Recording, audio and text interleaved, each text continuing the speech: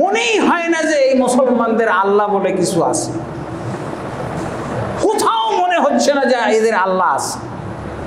অথচ কত জায়গায় আল্লাহ কোরআনের মধ্যে বলছেন যে আমি তোমাদের জন্য যথেষ্ট।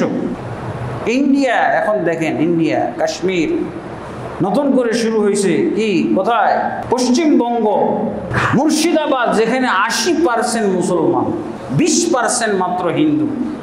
আলহামদুলিল্লাহ নাহমাদুহু ওয়া নাস্তাঈনুহু ওয়া নাস্তাগফিরুহু ওয়া নাউযু বিল্লাহি মিন শুরুরি আনফুসিনা ওয়া মিন সাইয়্যাতি আ'মালিনা মান ইয়াহদিহিল্লাহু ফালা মুদিল্লা লাহু ওয়া মান ইউদ্লিল ফালা হাদিয়া লাহু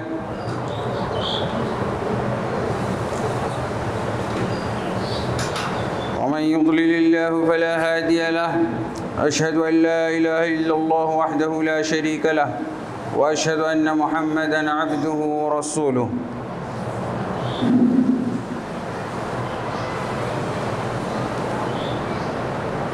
يا أيها الذين آمنوا اتقوا الله حق تقاته ولا تموتن إلا وأنتم مسلمون يا أيها الناس اتقوا ربكم الذي خلقكم من نفس واحدة وخلق منها زوجها وبث منهما رجالا كثيرا ونساء واتقوا الله الذي تساءلون به عليه واتقوا الله الذي تساءلون به والأرحام إن الله كان عليكم رقيبا يا أيها الذين آمنوا اتقوا الله وقولوا قولا سديدا يصلح لكم أعمالكم ويغفر لكم ذنوبكم ومن يطع الله ورسوله فقد فاز فوزا عظيما أما بعد فإن خير الحديث كتاب الله وخير الهدي هدي محمد صلى الله عليه وسلم وشر الأمور محدثاتها وكل محدثة بدعة وكل بدعة ضلالة وكل ضلالة في النار أما بعد فأعوذ بالله من الشيطان الرجيم ظهر الفساد في البر والبحر بما كسبت أيدي الناس ليذيقهم بعد الذي عملوا لعلهم يرجعون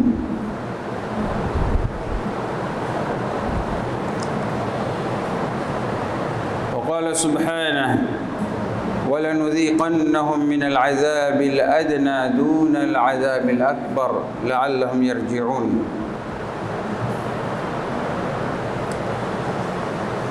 الحمد لله আল্লাহ তাবারক ওয়া তাআলার অসংখ্য গণিত তারিফাত, গুণগান এবং শুকরিয়া যে আল্লাহ আমাদেরকে বিভিন্ন প্রতিকূলতার এবং প্রতিকূল আবহাওয়া, প্রতিকূল পরিবেশ, প্রতিকূল সমাজ এবং প্রতিকূল রাষ্ট্রের মধ্যেও নিরাপদ এবং সুস্থ রেখেছেন। আলহামদুলিল্লাহ রাব্বিল আলামিন। নবী মুহাম্মদুর রাসূলুল্লাহ সাল্লাল্লাহু আলাইহি ওয়াসাল্লামের প্রতি অসংখ্য গণিত দরুদ ও সালাম নাজিল হোক। আল্লাহুম্মা সাল্লি আলাইহি আল্লাহুম্মা বারিক আলাইহি আল্লাহুম্মা সাল্লিম আলাইহি। অতঃপর আল্লাহ তাবারক ওয়া তাআলা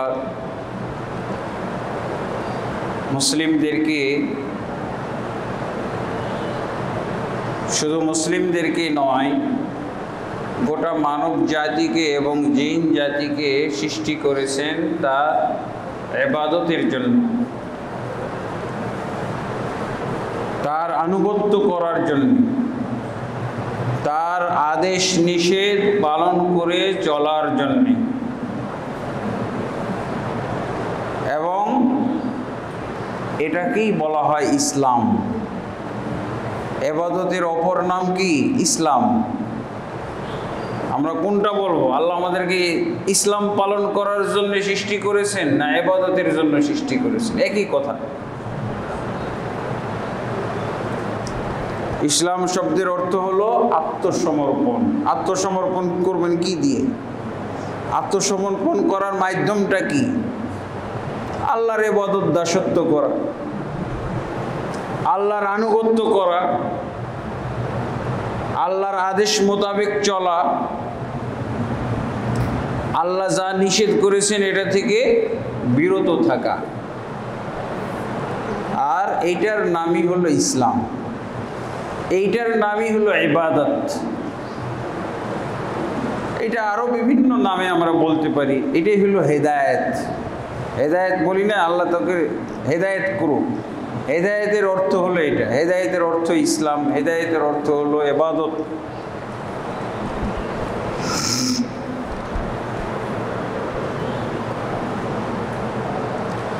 আল্লাহ তাবারক ওয়া তাআলা আমাদেরকে সবাইকে ইসলাম পালনের জন্য, তার ইবাদতের জন্য সৃষ্টি করেছেন।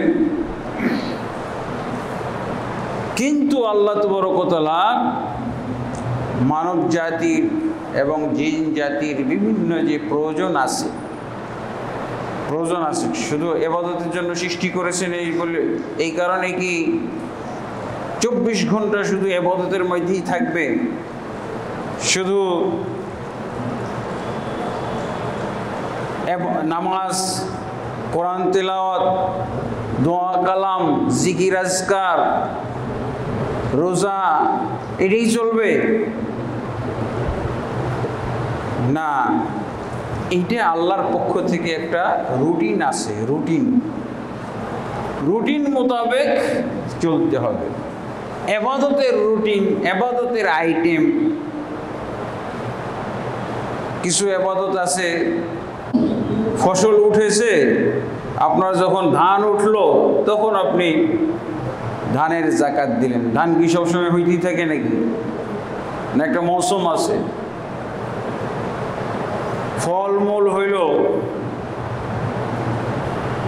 তারপরে ব্যবসা বাণিজ্য করতেছেন, ব্যবসা বাণিজ্যেরও একটা হিসাব নিকাশ আছে।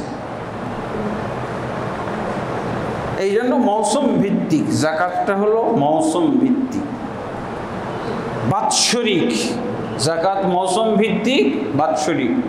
হয়তো ফসল পানির বিষয়টা হলো যখনই ফসল উঠবে তখন। যদি বছরে কেউ 4 বার ফসল উঠায়,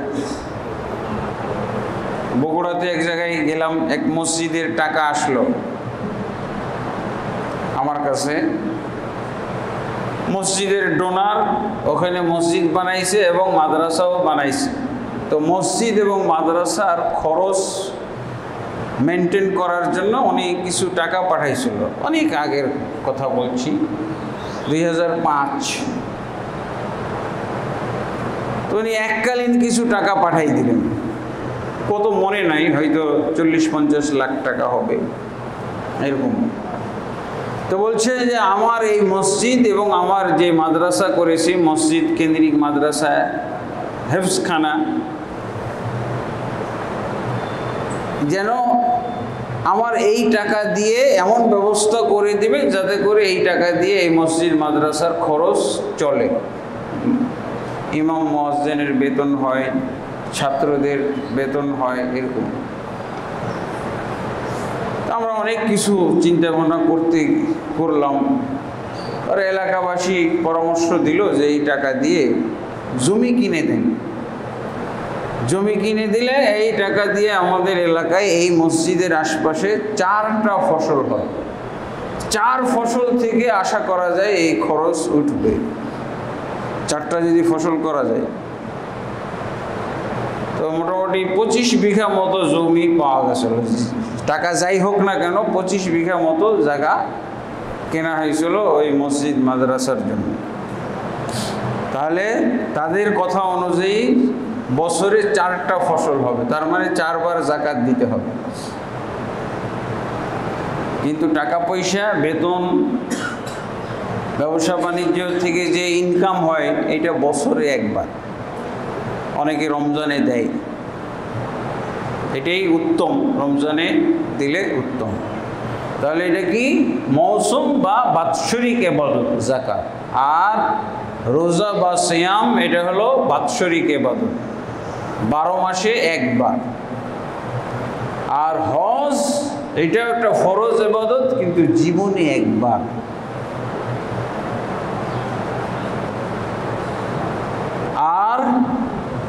কালেমাও জীবনে একবার পাঠ করতে হবে, আর এই কালেমার উপরে বহাল থাকতে হবে, তাওহীদের উপরে বহাল থাকতে হবে। কালেমার অর্থ তাওহীদ, আল্লাহ এক, সর্বক্ষেত্রে আল্লাহ এক, এইটার স্বীকৃতি দেওয়া, এটা বুঝা, আর এর উপরে অবিচল থাকা, অটল থাকা। এটা হলো মনের ব্যাপার, অন্তরের ব্যাপার, বুঝার ব্যাপার। দিন রাত 24 ঘন্টা আপনাকে লা ইলাহা ইল্লাল্লাহ বলতে থাকতে হবে না। লা ইলাহা ইল্লাল্লাহ একটা জিকির আছে, সেটা হলো কি আফদালুল যিকরি লা ইলাহা ইল্লাল্লাহ, উত্তম জিকির হলো লা ইলাহা ইল্লাল্লাহ। কিন্তু এই জিকির করে কোনো লাভ নাই যদি এই কালেমার অর্থ শিক্ষা যদি মুসলিম ব্যক্তির, কোনো ব্যক্তির জীবনে না থাকে। এই হলো আল্লাহ তাবারক ওয়া তাআলার ইবাদতের রুটিন মোটামুটি। এগুলো হলো ফরজ ইবাদতের বিষয়। আর সুন্নত নফল 5 ওয়াক্ত সালাতের আগে পিছে 12 রাকাত বা 14 রাকাত সুন্নত নফল আছে। আসরের 4 রাকাত যদি নফল ধরা হয় তাহলে 14 আর 4 18 রাকাত হইল। এই যে এগুলো তাহাজ্জুদ যা আপনি পড়তে পারেন নফল ইবাদত। এরপরে আছে আল্লাহর নিষেধাজ্ঞা। আল্লাহ যা যা নিষেধ করেছেন এগুলো পাশাপাশি মানতে হবে। আল্লাহর নিষেধাজ্ঞার মধ্যে প্রথম নিষেধাজ্ঞা হলো শিরক করা চলবে না, কুফরি করা চলবে না, মুনাফিকি চলবে না। এই হলো 1 নম্বর নিষেধাজ্ঞা। এরপরে সুদ খাওয়া চলবে না, জিনা ব্যভিচার চলবে না, জিনা ব্যভিচার চলবে না, ঘুষ খাওয়া চলবে না, মিথ্যা কথা বলা চলবে না, ওয়াদা ভঙ্গ করা চলবে না, খাদ্যে ভেজাল দেওয়া চলবে না, তারপরে মাপে কম দেওয়া চলবে না, বিভিন্ন ধরনের খাদ্যের মধ্যে বিষ প্রয়োগ করা চলবে না, মানুষকে ঠকানো যাবে না, প্রতারণা করা যাবে না। এগুলো সব হলো নিষেধাজ্ঞা। এগুলো থেকে বিরত থাকতে হবে। এই সবগুলোর নাম হলো ইসলাম। আল্লাহর আদেশ পালন, নিষেধাজ্ঞা থেকে বিরত থাকার মাধ্যমে যা আমরা পালন করি এগুলোই হলো ইসলাম, এগুলোই হলো ইবাদত। নিষেধাজ্ঞা থেকে বিরত থাকা হলো শ্রেষ্ঠ ইবাদত, কঠিন ইবাদত। এই ইবাদত অনেকেই করতে পারে না, ব্যর্থ। নিষেধাজ্ঞা থেকে বিরত থাকার ইবাদতটা খুবই কঠিন।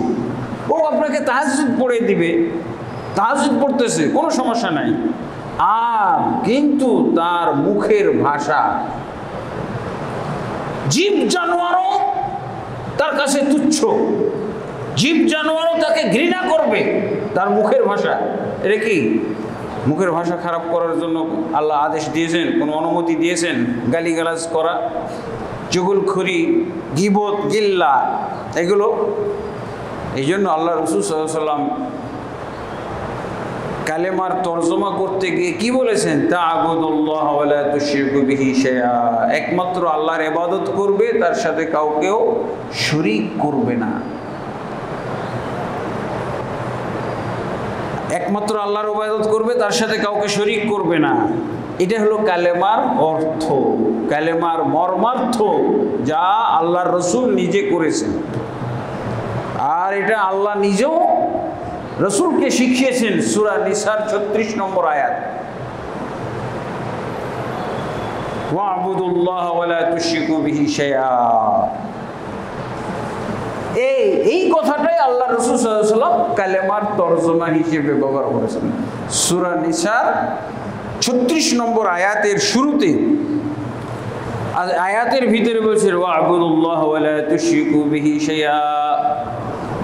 তোমরা, এটা কার কথা? এটা আল্লাহর কথা। তোমরা একমাত্র আল্লাহর ইবাদত করো, তার সাথে কাউকে শরীক করো না। আল্লাহ রাসূল কি বলা হয়েছে? মুশরিক, শরীক করে। কার সাথে শরীক করে? বিভিন্ন ধরনের গায়রুল্লাহকে, দেব দেবীকে, মূর্তিদেরকে, ওলিয়া উলিয়াদেরকে তারা আল্লাহর সাথে শরীক করত। তার মানে আল্লাহকেও মানে, ওদেরকেও মানে। আল্লাহকেও মানে, এটা মুশরিক। আর যে বলে যে না আল্লাহ আমি মানিই না, ও কি হলো? ও হলো কাফের। আল্লাহ বলে যে নাস্তিক, এরা কি মনে করে? আল্লাহ, দেয়ার ইজ নো গড, আল্লাহ বলে কিছুই নাই, নাউজুবিল্লাহ। এরা নাস্তিক, এরা হলো কাফের, আসল কাফের। আবু জেহেল কাফের না, এর তুলনায় আবু জেহেল ছোট কাফের, নাস্তিক হলো বড় কাফের। আবু জেহেল তো আল্লাহর কাছে দোয়াও করতো।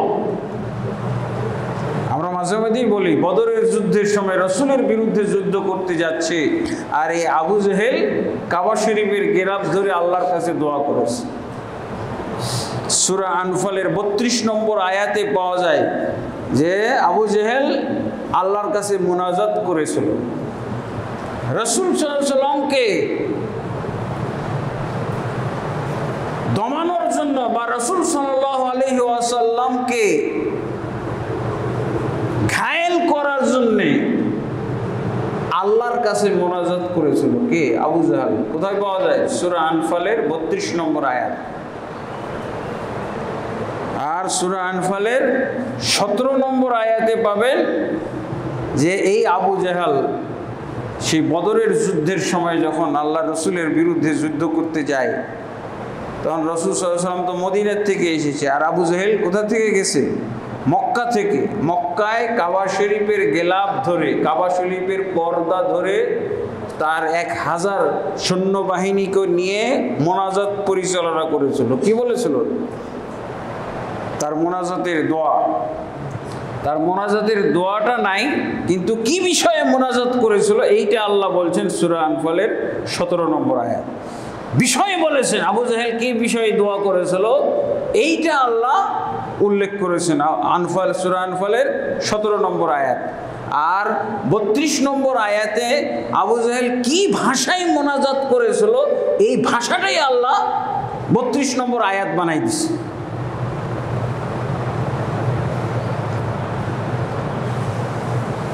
কি? তারা আল্লাহকে সময় মতো আল্লাহর ইবাদত করত, আল্লাহর কাছ থেকে স্বার্থ উদ্ধার করত, আর অন্য সময়ে দেবদেবীরও তারা হক আদায় করত। নাউজুবিল্লাহ, দেবদেবীর প্রতি ঈমান বিশ্বাস পোষণ করত। সেখানে কি বলেছিল আবু জাহেল বদরের যুদ্ধের সময়? বলেছে اللهم أينا كان أخطأ للرحم وجاء بما لا نعرف فأحنه الغداة। হে আমার আল্লাহ, হে আমাদের আল্লাহ, কাবা শরীফের গিলাফ ধরে, হ্যাঁ কি আল্লামা আবু জাহেল নাকি? আমরা যে আল্লামা তাহিরি বলি, শিরক বেদাত গিজগিজ করতেছে, অথচ আল্লামা তাহিরি নাকি? এই এলাকা তো ভক্ত আছে তার, নাউজুবিল্লাহ। তো এখানে সে আল্লামা আবু জাহাল কি বলছে?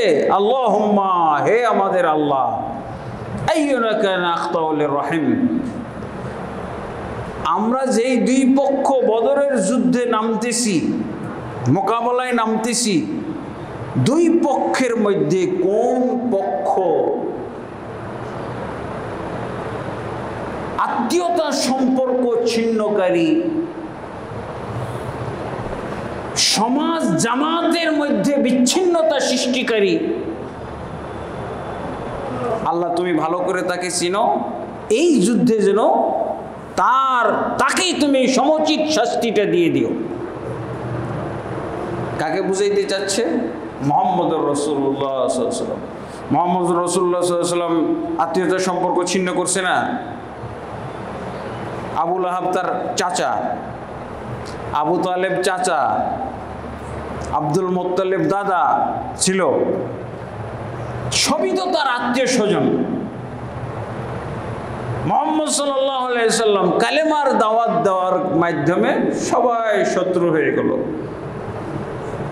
কত আপন ছিল। এই আবু লাহাব রাসূলুল্লাহ সাল্লাল্লাহু আলাইহি ওয়াসাল্লামের জন্মের সময় খুশি হয়েছিল। খুশি হয়ে তার এক কৃতদাসী সংবাদ দিয়েছিল যে আব্দুল্লাহর পুত্র হয়েছে, মুহাম্মদ জন্ম নিয়েছে। আব্দুল্লাহর পুত্র, আব্দুল্লাহ তো পেটে থাকতেই মারা গেছিল, অর্থাৎ মুহাম্মদ সাল্লাল্লাহু আলাইহি ওয়াসাল্লামের মা। এই সংবাদ শুনে খুশি হয়ে ওই কৃতদাসী, যেই কৃতদাসী আবু লাহাবকে সংবাদ দিয়েছিল যে তোমার ভাতিজা হয়েছে, সে খুশি হয়ে ওই কৃতদাসীকে আজাদ করে দিয়েছিল। আল্লাহু আকবার। কত মহব্বত করত এই আবু লাহাব, অথচ এই আবু লাহাব সবচেয়ে বেশি শত্রুতা করেছে, এমনকি আবু জাহেলের চাইতে বেশি শত্রুতা করেছে। এই জন্য সূরা লাহাব নাজিল হয়েছে। সূরা আবু জাহেল আছে? সূরা আবু জাহেল তো নাই, সূরা লাহাব আছে। আবু লাহাব খুব কষ্ট দিয়েছিল, আর আবু জাহেল দোয়া করেছিল যে আল্লাহ, এই মুহাম্মদ, তাকে কত মহব্বত করেছি আমরা, কত মূল্যায়ন করেছি, কত তাকে দাম দিতাম, কত আদর যত্ন করেছি, স্নেহ করেছি, সেই মুহাম্মদ আমাদের সাথে সম্পর্ক ছিন্ন করেছে। কিসের জন্য? আল্লাহর জন্য, কালেমার জন্য, তাওহীদের জন্য।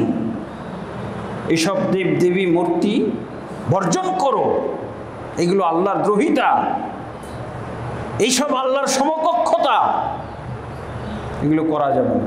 এরই তো শত্রুতার কারণ। তখন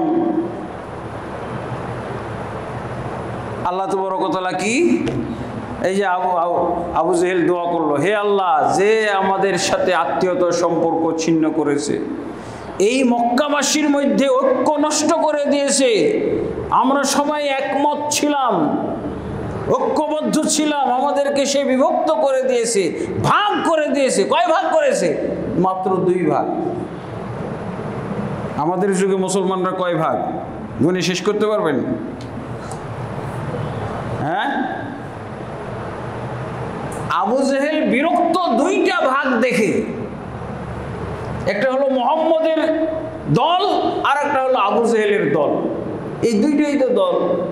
আর দল আছে আমাদের দেশে কয়টা দল? রাজনীতির নামেই তো অনেক দল। রাজনীতির, এরা মুসলমান না? আওয়ামী লীগও মুসলমান, হ্যাঁ, বিএনপিও তো মুসলমান, জামাত ইসলাম তো ইসলামী, হ্যাঁ কি? আর বাকি যেগুলো আছে এগুলো কি? খেলাফতে ইসলাম, নিজামে ইসলাম, হ্যাঁ, আর কি ইসলামী আন্দোলন, ঐক্যজোট, ইসলামী ঐক্যজোট, শাসনতন্ত্র, ইসলামী শাসনতন্ত্র, কত নাম, মুসলমানে বিভক্ত। আর আবু জাহেল 2টা দল দেখেই বিরক্ত। আবু জাহেল নিজেই প্রস্তাব দিয়েছিল, এই ব্যাপারে তো খুতবা দিয়েছি। আবু জাহেল নিজে প্রস্তাব দিয়েছিল, মানতে পারছে না যে এই মক্কার লোকেরা সবাই এক ছিলাম, আজকে মুহাম্মদ 2 ভাগ করে দিল। 2 ভাগ করে দিল মুহাম্মদ। এই জন্য আবু জাহেল প্রস্তাব নিয়ে এসেছিল। কোথায়? যখন আল্লাহ রসুল কাবা শরীফ তোয়াফ করতেছে, এই মুহাম্মদ সাল্লাল্লাহু আলাইহি ওয়াসাল্লামের সাথে সেও তোয়াফ শুরু করে দিল। তোয়াফ করতে করতে এক পর্যায়ে প্রস্তাব দিল, মুহাম্মদ, আমরা মিলে যাই না, কি তুমি একটা কালেমা মানুষের মধ্যে প্রচার করে দিয়ে ঝামেলা লাগিয়ে দিয়েছো, আর তোমার এই কালেমার যে বক্তব্য, কুল ইয়া আইয়ুহাল কাফিরুন লা আ'বুদু মা তা'বুদুন, তোমার এই যে বক্তব্য, একমাত্র আল্লাহকেই মানতে হবে। আসমানের আল্লাহ, যে আল্লাহ আসমানে থাকেন, সেই আল্লাহকেই মানতে হবে, একমাত্র তিনিই মাবুদ, আর কোনো ইলাহ মাবুদ নাই। তো ঠিক আছে, তোমার কথা, তোমার দাওয়াত আমরা মানলাম, তবে এটা আমরা সমঝোতার ভিত্তিতে করি। একটা বছর আমরা দেবদেবীদেরকে সবকে পর্দার মধ্যে রেখে দেব। থাকো দেবদেবী তোমরা পর্দার মধ্যে লুকিয়ে দিয়ে একমাত্র তোমার আসমানের মাবুদ, আসমান যেই মাবুদ আসমানে আছে সেই মাবুদের ইবাদত করব। আর যেই এক বছর পার হয়ে যাবে আবার আমরা এই যে দেবদেবীগুলোর যে ঢেকে রেখেছিলাম পর্দা দিয়ে, আবার পর্দা উন্মোচন করে তুমি সহ এই দেবদেবীদের পূজা হবে। এই যে ঐক্য হয়ে গেল, ঐক্যবদ্ধ হয়ে গেলাম, বৈরিতা আর থাকলো না, বিচ্ছিন্নতা থাকলো না, অন্য মত ভিন্ন মত আর থাকলো না, সমঝোতা হয়ে গেল। তখন মুহাম্মদ সাল্লাল্লাহু আলাইহি ওয়াসাল্লাম কি উত্তর দিবে? আল্লাহ উত্তর নাজিল করে দিলেন, কুল ইয়া আইয়ুহাল কাফিরুন, হে মুহাম্মদ সাল্লাল্লাহু আলাইহি ওয়াসাল্লাম আপনি জানিয়ে দিন, লা আ'বুদু মা তা'বুদুন, তোমরা যে সমস্ত দেবদেবী এবং মূর্তি এবং কথিত ওলিয়া আউলিয়াদের ইবাদত করো, আমি মুহাম্মদ এক সেকেন্ডের জন্য ওগুলো করতে পারি না। কিসের এক বছর? এক সেকেন্ডের জন্য। ওয়ালা আনতুম আবিদুনা মা আ'বুদু, আর তোমরা এই সমস্ত বাতিল মাবুদে বিশ্বাসী হয়ে আমার মাবুদের এক সেকেন্ডের ইবাদতও তোমাদের শুদ্ধ হবে না। বাতিল মাবুদে বিশ্বাসী, হ্যাঁ কি বলতেছে? আগামী বছর আবার এই দেবদেবীদের পূজা করব। তাহলে পূজা ওই দেবদেবীর বিশ্বাসটা রয়ে গেল না। এই দেবদেবীদের প্রতি বিশ্বাস রেখে আমার মাবুদকে এক মিনিট এক সেকেন্ডের জন্য মানা যাবে না। আমার মাবুদ সেই মাবুদ না যে তুমি দেবদেবীতে বিশ্বাসী থাকবা, আগামী বছর ইবাদত করবা। ওগুলো এই যে এখন বলেছো, এখন এই চিন্তা করেছো, এই চিন্তা নিয়ে আমার মাবুদের ইবাদত করা যাবে। সাপ জানিয়ে দিলেন কোরআন নাজিলের। আমি তো খুব কষ্ট লাগে, আমাদের দেশে 90-92% মুসলমান যারা দেশ চালায় এরাই বড় অংশ না।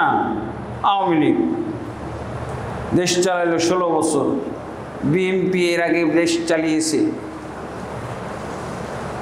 কেউ কিন্তু সূরা কাফিরুন পুরা কোনো দল পড়বে না। এদেরকে যদি পিটানো যায়, এদেরকে যদি পিটানো হয় তাও পড়বে না। সূরা কাফিরুনটা পুরা তরজমা করবে না, সূরা কাফিরুন তরজমা করবে না। ওরা কোনটুকু? সূরা কাফিরুনের শুধু লাস্ট আয়াত 6 নম্বর আয়াত পড়ে। কত খারাপ এরা! মুসলমান এরা আবু জাহেলের চাইতে কোন দিক দিয়ে ভালো হলো? এরা সূরা কাফিরুন নাজিল হওয়ার মাধ্যমে আল্লাহ তাবারক ওয়া তাআলা ফয়সালা করে দিলেন।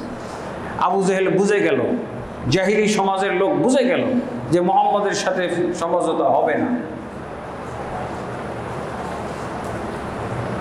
আর এরা 6 নম্বর সূরা কাফিরুনের 6টা আয়াত আছে, 6 নম্বর আয়াত খুব মজা করে পালন করে। কি খুব মজা লাগে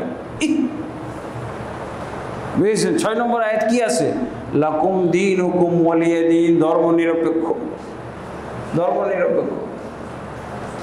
লাকুম দীনুকুম ওয়ালিয়া দীন, ধর্ম নিরপেক্ষ হওয়া বোঝায় নাকি? কোরআন আল্লাহর আর তাফসীর করে এই খবিস গণতন্ত্রী, এই নাপাক নেতা আল্লাহর কোরআনের তাফসীর করে, তরজমা করে। এই নাপাক প্রতিবন্ধময় এই লোকগুলো, এই প্রধানমন্ত্রী বিতাড়িত হয়েছে। সে বলছে সহিহ বুখারীতে আছে লাকুম দীনুকুম ওয়ালিয়া দীন, ভণ্ডের দল। আল্লাহর কোরআনের আয়াত নবীর কাছ থেকে তরজমা শিখতে হবে। কিন্তু ওরা তরজমা কি? লাকুম দীনুকুম ওয়ালিয়া দীন, তোমাদের জন্য তোমাদের দিন ধর্ম, আমাদের জন্য আমাদের ধর্ম। ধর্ম নিরপেক্ষতা নয়, সবাই নাকি ধর্ম নিরপেক্ষতা নয়, মানে ধর্ম যার যার। আর কি আবার তাফসীর করে ধর্ম যার যার। লাকুম সূরা কাফিরুনের 6 নম্বর আয়াতের তাফসীর কি? ধর্ম যার যার, আর উৎসব সবার। হ্যাঁ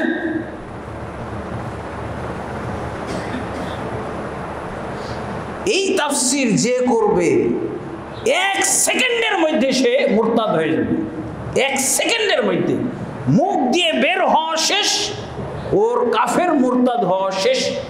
যদি ইসলাম এবং ইসলামী রাষ্ট্র থাকে, এই তাফসিরের কারণে তাকে ফাঁসি দিয়ে হত্যা করার কথা, অথবা গুলি করে তাকে, অথবা ছুরি দিয়ে জবাই করে হত্যা করার নিয়ম ইসলামী রাষ্ট্র থাকলে।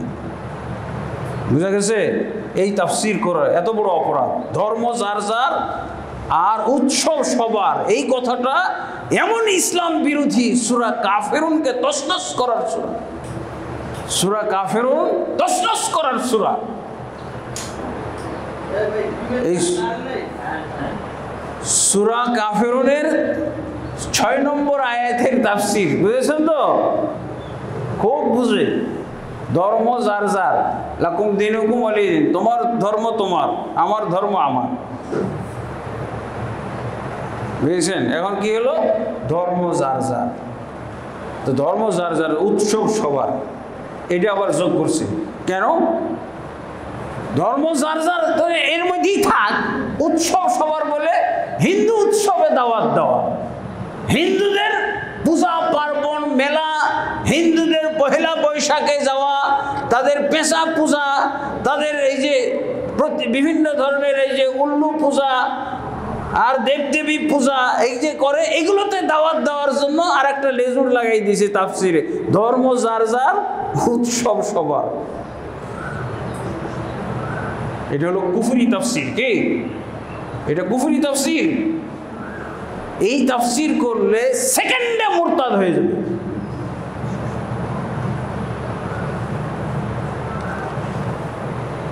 তাহলে আল্লাহর রাসূল সাল্লাল্লাহু আলাইহি সাল্লাম কালেমার তরজমা কি করলেন? যে একমাত্র আল্লাহর ইবাদত করো, তার সাথে শিরক করো না, শরীক সাব্যস্ত করো না, তাহলে মুসলমান। আবু জাহেল কি করত? আল্লাহর ইবাদতও করত, শরীকও করত, এই জন্য ও আবু জাহেল। আর আমাদের দেশের গুলো এরা কারা? এরা আবু জাহেল হয় না কেন?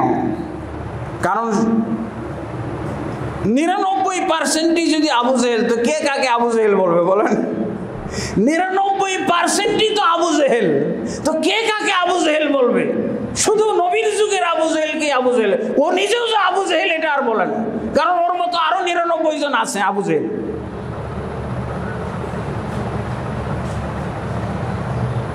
তাহলে এই যে ধর্ম যার যার আর উৎসব সবার, এটা কোন আয়াতের তাফসীর করে ওরা? এটা হলো সূরা কাফিরুনের লাস্ট 6 নম্বর আয়াত। কিন্তু এই যে আমাদের বাংলাদেশ তো হয়েছে কত বছর যেন? 54 বছর হয়েছে। এই 54 বছরের মধ্যে উল্টা দিক থেকে, নিজ দিক থেকে যদি 6 নম্বর আয়াত থেকে শুরু করে 5 নম্বর আয়াতে যাইতে পারে না। নরাধম মুসলমান, লম্পট মুসলমান, কিসের তুই মুসলমানের নেতা? এই বাংলাদেশের মুসলিম জনগণের কিভাবে তুই প্রধানমন্ত্রী হলি, কিভাবে তুই প্রেসিডেন্ট হলি, কিভাবে তুই মন্ত্রী হলি, কিভাবে তুই এমপি হলি, কিভাবে তুই চেয়ারম্যান হলি, কিভাবে তুই মেম্বার হলি? 54 বছরে এই 6 নম্বর আয়াত থেকে সামনের দিকে আরেকটু উপর দিকে 5 নম্বর আয়াতে যাইতে পারলি না?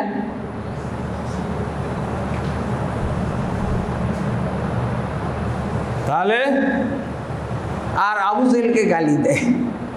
আবু জাহেল রসুলের যুগে, আর তুই বেটা আবু জাহেল, তোকে কে গালি দিবে? এবং তুই নিজেই শুধু আবু জাহেল না, আরো 99 জনকে আবু জাহেল বানাইছিস। মুসল্লিরা পর্যন্ত আবু জাহেল বানাই দিছে। শুক্রবারে নামাজ পড়তে আসে, কিন্তু এই বিশ্বাসের মধ্যে থাকে। ধর্ম যার যার, উৎসব সবার। 1 সেকেন্ডের জন্য এই বিশ্বাসের মধ্যে থাকা যাবে না, নাহলে আপনার এই নামাজ, এই যে জমায় আসায়, সব বরবাদ, এগুলো কোনো কাজে লাগবে না।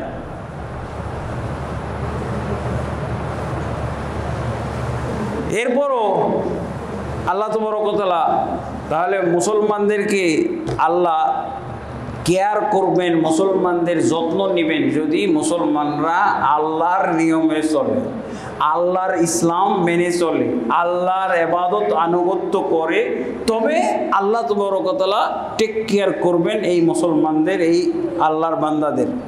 আর যদি এর মধ্যে ঝামেলা লাগায়, এই যে 99% আবু জাহেল হয়ে বসে আছি নাউজুবিল্লাহ, 1% হয়তো মুসলমান আমাদের দেশে, আমাদের সমাজ, আমি তো বলছি যে মসজিদুল হারামের খতিবের কথাটা মুখস্থ হয়ে যাওয়া দরকার। তিনি বলছেন বর্তমান বিশ্বে 1000-এ 1 সেই মুসলমান পাওয়া যাবে যেই মুসলমান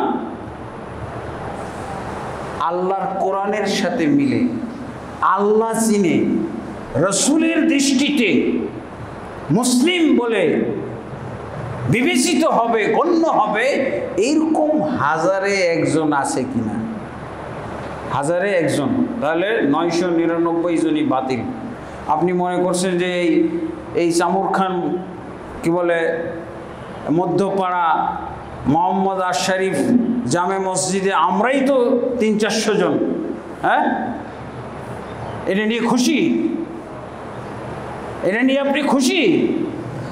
আপনি বলবেন যে এই পার্সেন্টেজ মিথ্যা। আপনি যান চট্টগ্রামে, 1,00,000 পাবেন না। যান চট্টগ্রামে, সিলেটে 1,00,000 পাবেন না। যান ইন্ডিয়ায় 1,00,000 পাবেন না। এখানে খুতবা শুনতে পাচ্ছেন, খুতবা শুনে অনেক কিছু বুঝে ফেলেছেন, মনে হচ্ছে যে না এই পার্সেন্টেজ হয়তো সত্য না, কিন্তু যে দেখেন ইন্না লিল্লাহি ওয়া ইন্না ইলাইহি রাজিউন। চট্টগ্রামে যান, বাংলাদেশে যান, বাংলাদেশের অন্যান্য মসজিদে আপনি যান, মসজিদেই শিরক করা হচ্ছে, মসজিদেই কুফরি চর্চা করা হচ্ছে, মসজিদে আল্লাহর কাছে দোয়া না করে মানুষের কাছে দোয়া করা হচ্ছে। মাজার, কবর, দরগা, দরবার, খানকা সব হলো কুফরি কাজের, এগুলো সব আখড়া। সূরা কাফিরুন ধ্বংস করার, সূরা কাফিরুনের সব অনুকূল চলতেছে, নাউজুবিল্লাহ। আপনি এখানে চামরখানে এরকম খুতবা শুনে মনে করতেছেন যে হ্যাঁ আমি তো অনেকটাই বুঝি, অনেক কিছু জানি, নাউজুবিল্লাহ। বাংলাদেশের চিত্র খুবই খারাপ। এই যে টঙ্গী ইজতেমা যে হয়, টঙ্গী ইজতেমা কতগুলো লোক? বলা হয় যে 50 লক্ষ লোক, এবং লোক সমাগমের বিস্ফোরণ, লোক সমাগমের কারণে 2 পর্ব করা হয়েছে, এত লোক ধরে না। অথচ মসজিদুল হারামের এই খতিবকে যদি আপনি নিয়ে এসে জরিপ করতে বলেন যে এই যে টঙ্গীর ইজতেমায় 50 লাখ লোক আছে, 2 পর্বে হয়তো 75 লক্ষ লোক, আপনি একটু যাচাই করেন দেখি। ইমান আকীদার মানদণ্ডে এই টঙ্গীর 2 পর্বের এই মুসল্লিদেরকে আপনি যাচাই করে বলেন কতজন এরা মুসলমান আছে। সেই মুসলমান, যেই মুসলমান আল্লাহর স্বীকৃতি প্রাপ্ত, আল্লাহ স্বীকৃতি দেওয়ার মতো মুসলমান এখানে কয়জন আছে? মসজিদুল হারামের এই খতিবকে যদি নিয়ে এসে জিজ্ঞাসা করা যায়, হয়তো বলবে 1জনও নাই, 1জনও নাই বলবে। কিন্তু এর মধ্যে আল্লামা আছে, এর মধ্যে কত যে মুফতি আছে, কত যে মুহাদ্দিস আছে, কত যে পীর মুর্শিদ আছে, কিন্তু মসজিদুল হারামের খতিব ইমান আকীদার মানদণ্ডে বলে দিবেন 1জনও পাইলাম না। এই হলো বাস্তবতা, এই হলো। হ্যাঁ, যখন এরকম চিত্র হয়ে যাবে তখন আল্লাহর পক্ষ থেকে কিছু ঘোষণা আছে। রাসূলুল্লাহ সাল্লাল্লাহু আলাইহি ওয়াসাল্লাম স্পষ্ট করে বলছেন, আল্লাহ তাবারক ওয়া তাআলা তো সূরা আরাফের 97 নম্বর আয়াতে বলে দিয়েছেন, একটা সতর্কীকরণ দিয়েছেন কি? ولو أن أهل القرى آمنوا واتقوا لفتحنا عليهم بركات من السماء والأرض ولكن كذبوا فأخذناهم بما كانوا يكسبون। আল্লাহ বলছেন যদি গ্রামবাসীরা, জনপদের অধিবাসীরা আমার প্রতি ঈমান আনতো আর আমাকে সত্যিকার অর্থে ভয় করে চলতো, তাহলে আমি আল্লাহ আসমান এবং জমিন থেকে বরকতের দরজাগুলো সব খুলে দিতাম। বরকতের দরজাগুলো সব খুলে দিতাম, বরকত কল্যাণের দরজা সব খুলে দিতাম। ফলে কি হইতো? মানুষ শান্তি সমৃদ্ধির মধ্যে বসবাস করত, কোনো অশান্তি থাকতো না। আমাদের সমাজে এখন কি দেখি? হ্যাঁ, অশান্তি, অশান্তি আর অশান্তি না।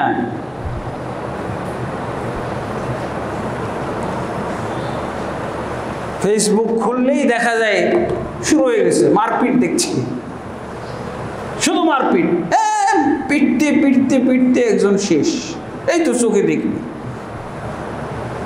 আবার খুলে দেখেন গাজা, গাজার চিত্র দেখেন, শুধু ধ্বংসাবশেষ, শুধু আগুন জ্বলতেছে, ধোঁয়া, আগুন, ধোঁয়া আর কান্নাকাটি। ইন্ডিয়া এখন দেখেন, ইন্ডিয়া কাশ্মীর নতুন করে শুরু হয়েছে। কি, কোথায়? পশ্চিমবঙ্গ, মুর্শিদাবাদ, যেখানে 80% মুসলমান, 20% মাত্র হিন্দু। কাশ্মীরের মতো এই জায়গাটাকে ধরছে হিন্দুরা। হিন্দুরা কাশ্মীরের মতো, কাশ্মীর মুসলিম অধ্যুষিত দেশ না, এখন হিন্দুদের, এখন বেঙ্গল প্রদেশের মধ্যে মুর্শিদাবাদ হলো মুসলিম অধ্যুষিত একটা জেলা। 80% মুসলমান, 20% হিন্দু। এখন এই জেলার মধ্যে শুরু করছে মুসলমান, প্রতিদিন হত্যা করতেছে, বিতাড়িত করতেছে। এই জায়গাটাকে নাকি হিন্দুদের, এইটাই আগে টার্গেট, হিন্দুদেরকে এখানে বসবাসের জন্য ব্যবস্থা করে দেবে আর মুসলমানকে তাড়িয়ে দেবে। মনেই হয় না যে এই মুসলমানদের আল্লাহ বলে কিছু আছে, কোথাও মনে হচ্ছে না যে এদের আল্লাহ আছে। অথচ কত জায়গায় আল্লাহ কোরআনের মধ্যে বলছেন যে আমি তোমাদের জন্য যথেষ্ট।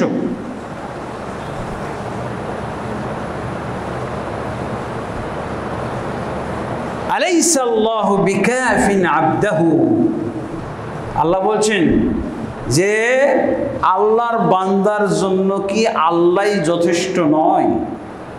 আল্লাহই যথেষ্ট। কিন্তু এদের আল্লাহ আছে কিনা, মুসলমানদের এখন আল্লাহ আছে কিনা? নাউজুবিল্লাহ। এখন মুসলমানদের আল্লাহ বিশ্বাসটা হয়ে গেছে কি, নাউজুবিল্লাহ, কুসংস্কারের মতো। না, কই আল্লাহ নাই তো। না বেটা, তুই মুসলমান না, তুই সেই মুসলমানই না, তুই সেই আল্লাহর ইবাদতকারী বান্দাই না। আমি তো ইন্ডিয়া সফর করে আসলাম গত বছর, আগের বছর 2023 ডিসেম্বর। মারাত্মক অবস্থা।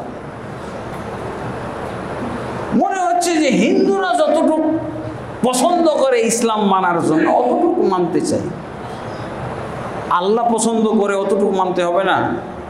চেষ্টা করো, তাহলে না আল্লাহ সাহায্য আসবে।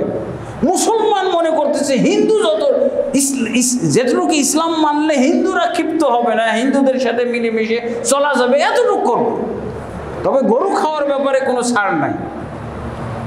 বাসের চিপায় জঙ্গলের মধ্যে নিয়ে বাড়ির পিছন সাইডে নিরালে নিভৃতে গিয়ে গরু জবাই করে খাচ্ছে ঠিকই।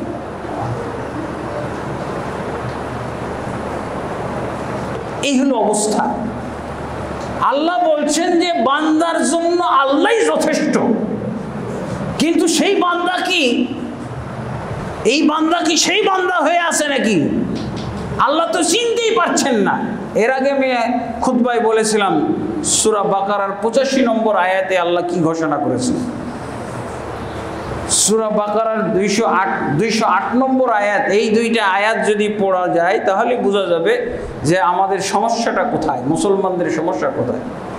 সূরা বাকারার 208 নম্বর আয়াতে বলছে যে তোমরা যদি আমার ইসলাম মানো তাহলে পরিপূর্ণ করে মানতে হবে।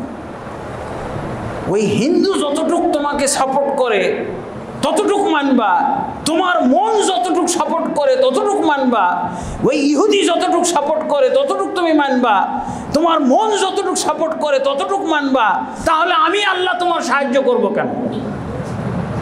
তুমি থাকো হিন্দুদের নিরাপত্তায়, হিন্দুদের করোনার উপরে তুমি থাকো, তুমি ইহুদিদের করোনার উপরে থাকো, আমার কাছে সাহায্য চাও কেন? মুসলমান তুমি, হিন্দু, বৌদ্ধ, খ্রিস্টান, আমাদের দেশের মুসলমানদেরকে কি দেখছেন আপনি?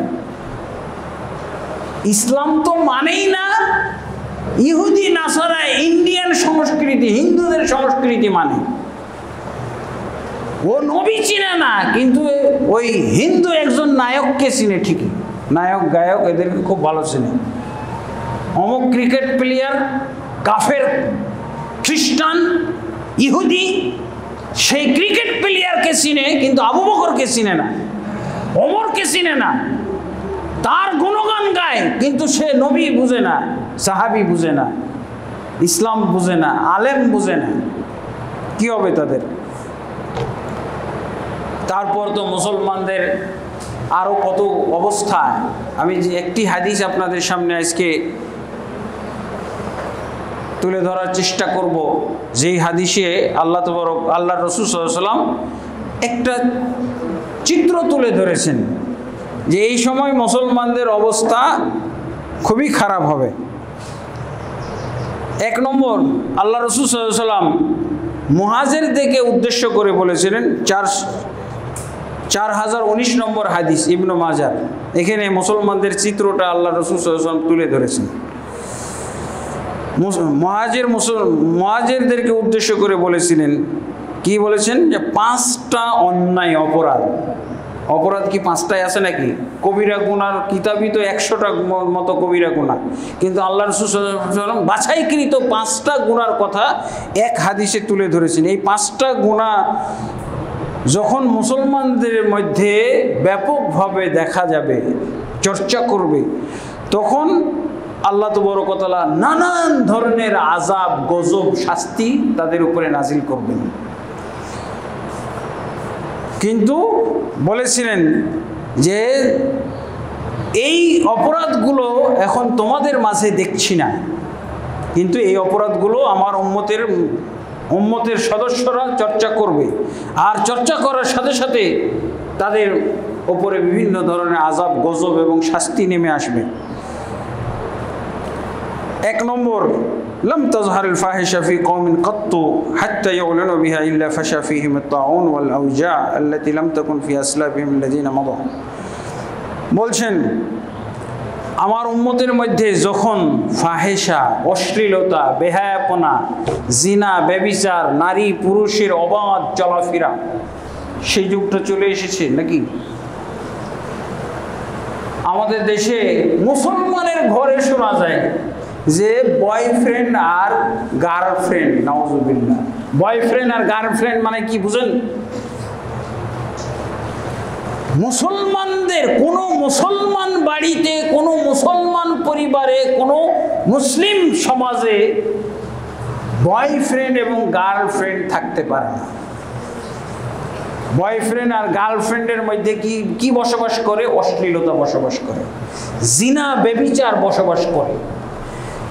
বয়ফ্রেন্ড এবং গার্লফ্রেন্ড পরিচয় দিলে আপনার যদি শক্তি সামর্থ্য থাকে, খালি বেত মারবেন, খালি জুতাপিটা করবেন, যত রকমের বেইজ্জতি করা যায় তাকে করবেন। কারণ এই গার্লফ্রেন্ড আর বয়ফ্রেন্ড এগুলো হলো কি বলবেন, ভাসমান বেশ্যা, বাড়িতে বাড়িতে বেশ্যা, বাড়িতে বাড়িতে অশ্লীলতা, বেহায়াপনা। আল্লাহ রাসূল সাল্লাল্লাহু আলাইহি ওয়াসাল্লাম বলছেন এগুলো থাকলে বিভিন্ন ধরনের আল্লাহর পক্ষ থেকে শাস্তি নাজিল হয়, আল্লাহর পক্ষ থেকে বালা মুসিবত আসে। এই যে করোনা আসছিল, ডেঙ্গু জ্বর, আরো কত ধরনের বালা মুসিবত, প্রাকৃতিক যেগুলো বালা মুসিবত আমরা বলি, মহামারী এগুলো আসতে পারে। আল্লাহ রাসূল সাল্লাল্লাহু আলাইহি ওয়াসাল্লাম বলছেন এগুলো আছে। কোনো মুসলিম ফ্যামিলির মধ্যে গার্লফ্রেন্ড এবং বয়ফ্রেন্ড যদি দেখেন এরাকে সত্যিকার মুসলিম বলা যাবে না। এরা হলো ভুয়া মুসলমান, বাজে মুসলমান, নোংরা মুসলমান। এইসব মুসলমান হলো ইসলামের জন্য ক্ষতিকারক, ইসলামের জন্য বিপর্যয়, ইসলামের জন্য পরাজয়, ইসলামের পরাজয়ের কারণ এগুলো। কত নির্লজ্জ অবস্থা হয়ে গেছে। আপনি ফেসবুক খুললে এবং মিডিয়া দেখলে, টেলিভিশন খুললে খালি বয়ফ্রেন্ড আর গার্লফ্রেন্ড, শুধু দৌড়া মারা উচিত, আর কোনো কিছু না। বয়ফ্রেন্ড এবং গার্লফ্রেন্ড মুসলমান পরিবারের মধ্যে থাকতে পারে না, শুধু হিন্দু পরিবারে, বৌদ্ধ পরিবার, খ্রিস্টান পরিবার, ইহুদি পরিবারের মধ্যে, জৈন পরিবারের মধ্যে থাকতে পারে। মুসলমান পরিবারের মধ্যে গার্লফ্রেন্ড বয়ফ্রেন্ড পরিচয় দিলে, আপনার মেয়ে যদি আপনাকে বলে যে আমার অমুক বয়ফ্রেন্ড, সাথে সাথে মাইর শুরু করতে হবে। আপনার ছেলে যদি বলে আমার গার্লফ্রেন্ড আছে, সাথে সাথে তাকে পিটুনি ধরে জুতা মারা শুরু করতে হবে, যতক্ষণ পর্যন্ত একেবারে আধা মারা, তাকে একেবারে সেন্সলেস করে হসপিটালে রেখে আসতে হবে। আর কোনো কথা নাই। গার্লফ্রেন্ড আর বয়ফ্রেন্ড এর মধ্যেই সব অশ্লীলতা আর বেহায়াপনার এগুলো হলো কেন্দ্র বাক্স। কিভাবে একজন মুসলমান পিতা, একজন মুসলমান মা মেনে নিতে পারে? মায়ের কাছে এসে পরিচয় দিচ্ছে নাউজুবিল্লাহ যে এটা আমার বয়ফ্রেন্ড। মা বাবার কাছে বাড়িতে নিয়ে এসে, মানে কত নোংরামির কারখানা হয়ে গেছে, আড্ডাখানা হয়ে গেছে এই মুসলিম পরিবারগুলো, বাড়িগুলো, নাউজুবিল্লাহ। এরপরে আল্লাহ রাসূল সাল্লাল্লাহু আলাইহি ওয়াসাল্লাম বলছেন আরেকটা হাদিসে, দ্বিতীয় কারণ, লাম ইয়ানকুসুল মিকিয়াল ওয়াল মিজানা ইল্লা আখাযু বিসসিনি উখিযু বিসসিনিন ওয়া শিদ্দাতিল মুউনা ওয়া জুরুল সুলতান আলাইহিম। যখন মানুষ, দোকানদাররা, ব্যবসায়ীরা, মানুষ, মুসলমানরা কোনো কিছু ওজন করার সময় মাপে কম দেওয়ার শিখবে, মাপে কম দেওয়া শুরু করবে ব্যাপকভাবে। এই যে দেখেন আমাদের সমাজে ব্যবসা করতে গেলে, একটা দোকান খুলে বসলে, একটা মুদিখানার দোকান দিলে আগে মাপে কম দেওয়াটা তালিম নেই, কর্মচারীকে তালিম নেই। এইভাবে মাপে কম দেওয়ার মাধ্যমে লাভবান হওয়ার একটা প্রবণতা ব্যাপক দেখা যায়। হয়তো শতকরা 99 জনই এই কাহিনী করবে, মাপে কম দেওয়া।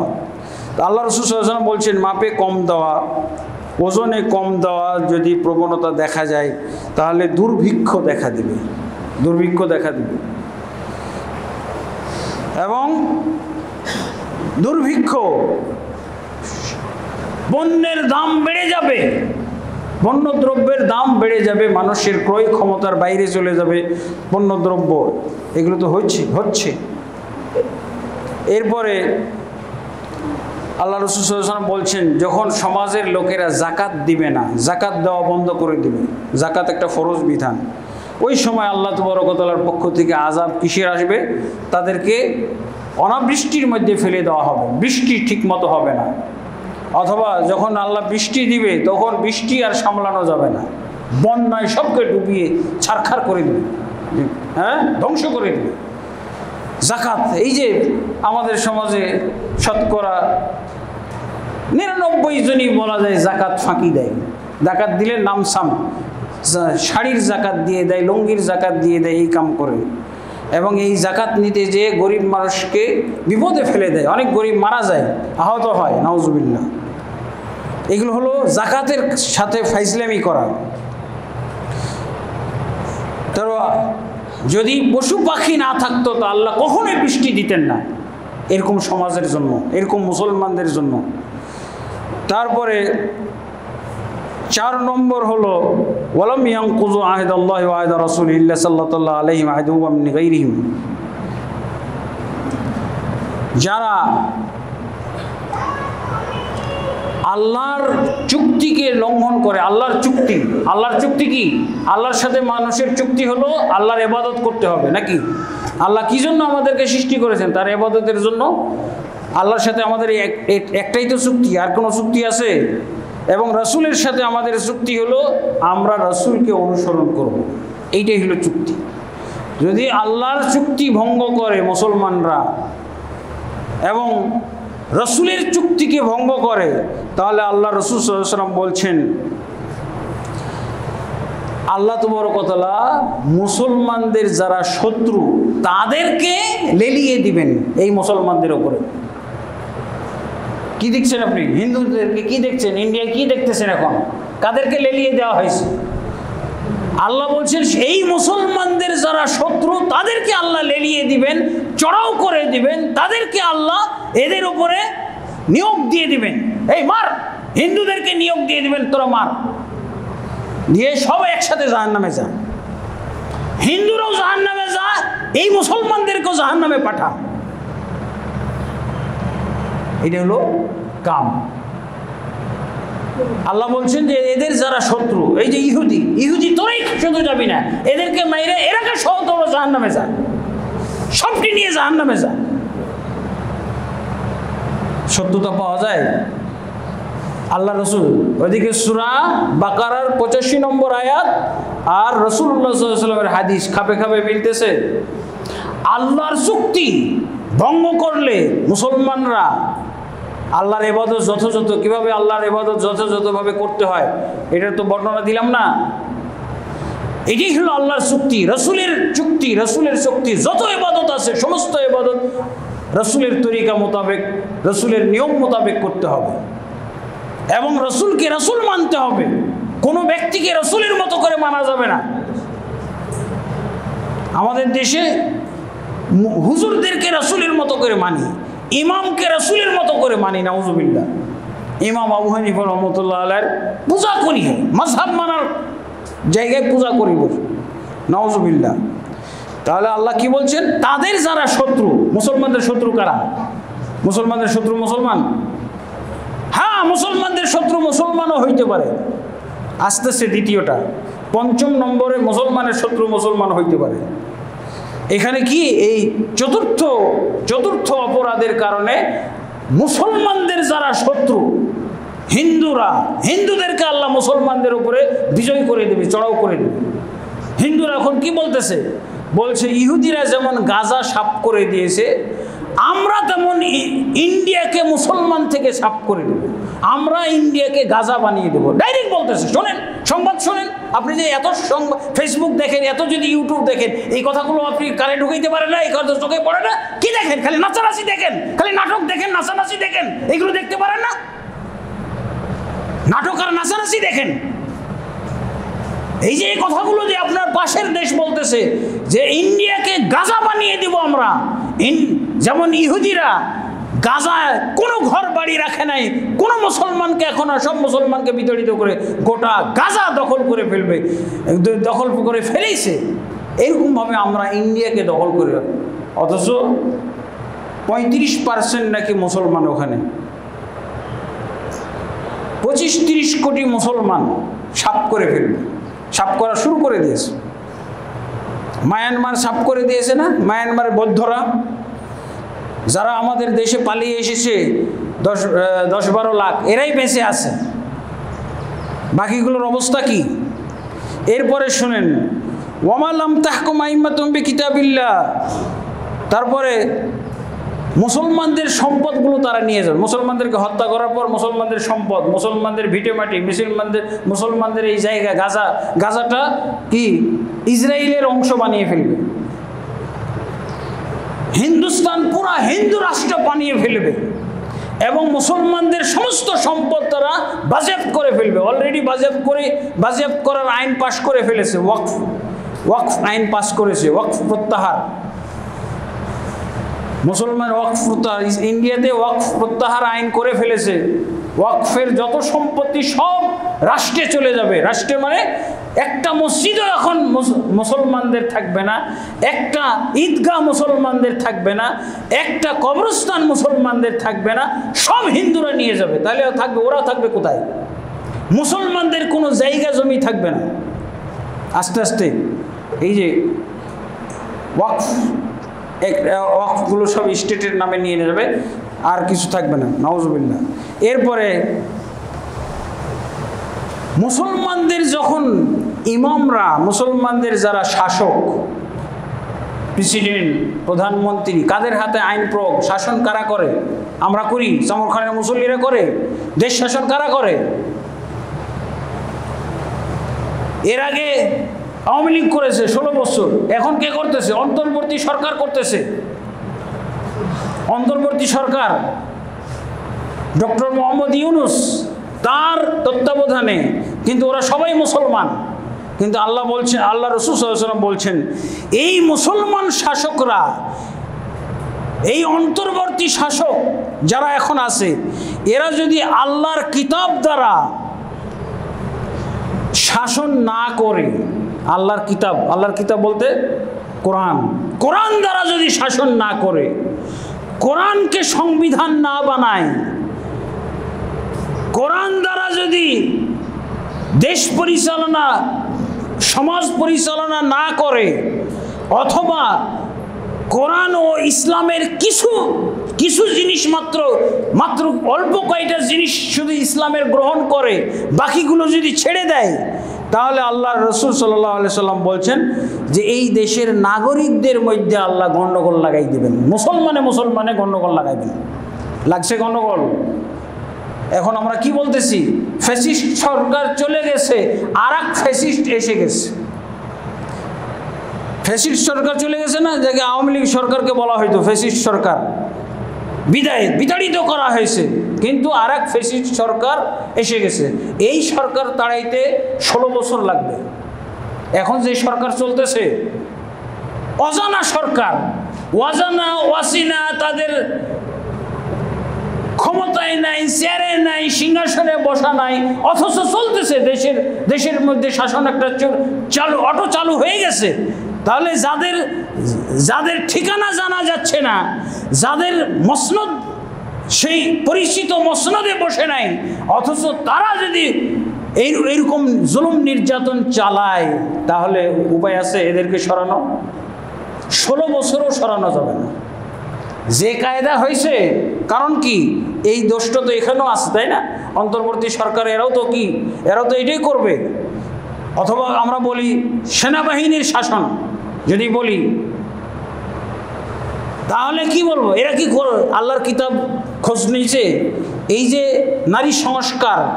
নারী সংস্কার কমিশনে যাদেরকে নিয়োগ দেওয়া হয়েছে, নাউজুবিল্লাহ, এরা এত বিশাল জনগোষ্ঠী বাদ দিয়ে পতিতার পক্ষ অবলম্বন করেছে, নাউজুবিল্লাহ। পতিতাদেরকে যৌনকর্মী বলতে হবে, পতিতা ব্যবসাকে, হ্যাঁ, এটাকে খারাপ কিছু বলা যাবে না। এটাও তাদের একটা পেশা, তারা এক ধরনের লেবার, এক ধরনের শ্রমিক, এটা বলতে হবে। সি এত জঘন্য মহিলাগুলো এখানে এসে জমায়েত হলো কি করে? নারী অধিকার কমিশন, নারী অধিকার সংস্কার কমিশন, আর ওরা নারী দেখতে পাইল না, শুধু পতিতা কতটি দেখতে পাইল, নাউজুবিল্লাহ। এদের জন্ম কোথায় আল্লাহই ভালো জানে। এটা কি এই বাংলাদেশে মুসলিম সমাজে, মুসলিম পরিবারে জন্ম নেওয়া এই মহিলাগুলো? নাউজুবিল্লাহ। দেখছেন আল্লাহর কিতাব দ্বারা এরা কি মুসলমান? আমার মনেও হয় না যে এরা কোনো ইসলামের ইটাও বুঝে। কিভাবে এইসব কথাবার্তাগুলো বলে ফেলে এই 90%, 92% মুসলিম অধ্যুষিত দেশে এরকম কথা? আল্লাহ তাবারক ওয়া তাআলা আমাদেরকে সত্যিকার মুসলমান হওয়ার তৌফিক দান করুন। এছাড়া আর আমাদের কোনো উপায় নাই। এই একটাই মাত্র আমাদের করণীয়, আর কিছু করণীয় না। আমি কিছু করতে পারি না, আমার দ্বারা কিছু করা সম্ভব না। কি করতে পারবো আমরা? কোনো কিছুই সম্ভব না। একমাত্র মুসলিম হইতে হবে। আমি নিজে মুসলিম হব, অন্যকে মুসলিম হওয়ার দাওয়াত দিব, এবং এই হক কথাগুলো আমরা বলবো, হক কথাগুলো বলতে হবে। যেহেতু সে ইসলামের পরিচয় দিচ্ছে, মুসলিম পরিচয় দিচ্ছে, হ্যাঁ, নামগুলো আমরা দেখতেছি মুসলিম নাম, তারপর এরকম ধোঁকাবাজি কেন হবে? অবশ্যই তাদেরকে ইসলাম সম্পর্কে জানা উচিত। 90-92% মুসলিম অধ্যুষিত দেশে শাসন করতে এসেছে, পদ নিয়েছে, ক্ষমতা নিয়েছে। এখন সে যদি ইসলামই না বুঝে, মুসলমানদের স্বার্থ না বুঝে, নবী না বুঝে, হাদিস না বুঝে, এই নরাধমদেরকে আল্লাহ তাবারক ওয়া তাআলা যেন তাড়াতাড়ি অপসারণ করেন, তাড়াতাড়ি যেন এই ধরনের এই সব নোংরা, এই সব বাজে সব চিন্তাধারার এই শাসক, এই দায়িত্বশীলদের থেকে আল্লাহ আমাদেরকে রেহাই দেন, নাজাত দেন। আল্লাহুম্মা আমিন। আস্তাগফিরুল্লাহ লি ওয়া লাকুম ওয়া লিসাইরিল মুসলিমিন ফাস্তাগফিরুহু ইন্নাহু গফুরুর রহিম।